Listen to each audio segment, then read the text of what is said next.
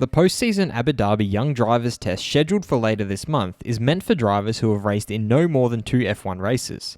With 314 F1 races under his belt, future Renault driver Fernando Alonso definitely does not qualify for this test. However, the FIA has given Alonso special permission upon request from his future team to take part in this test. McLaren driver Lando Norris and current Renault driver Daniel Ricciardo have given their thoughts on this. I'm your host Dillon Shelley, and first up on Formula World, Norris questions Alonso's participation in Young Drivers Test.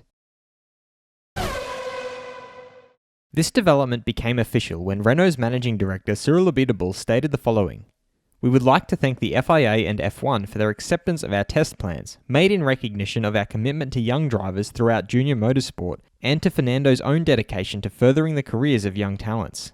For Fernando, this will be the next step in his return."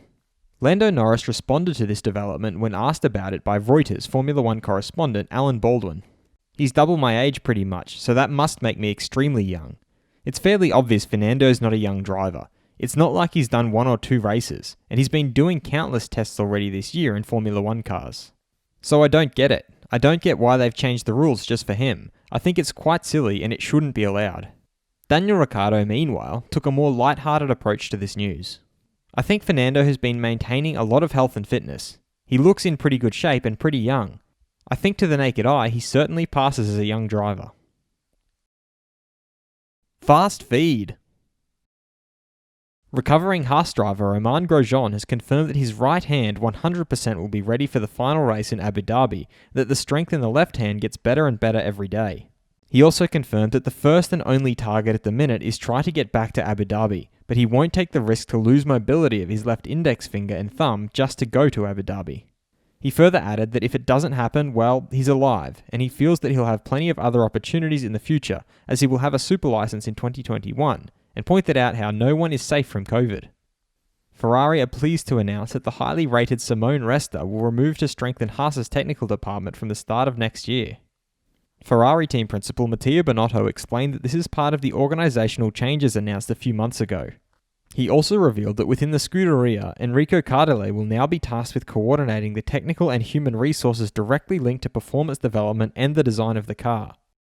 Ferrari Sebastian Vettel is happy to help future Haas driver Mick Schumacher where he can, but he thinks it's important for him to find his own path, follow his own way.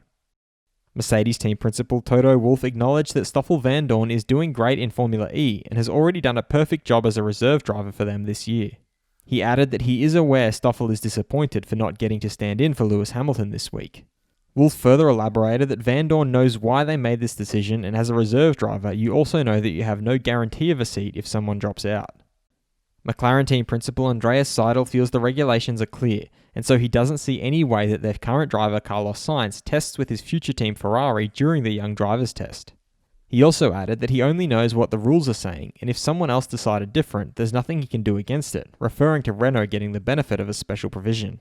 He further confirmed they are looking forward to getting their future driver Daniel Ricciardo on board from January onwards.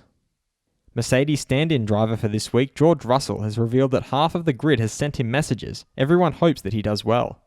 And he also added that this was obviously not the way he wanted to get his chance with Mercedes, which is why it does bring mixed feelings. Should Fernando Alonso be allowed to participate in the Young Drivers Test? Head over to my community page to vote in the poll and let me know what you think in the comments. And if you like this video, feel free to subscribe and check out my others for all the latest in the world of Formula 1.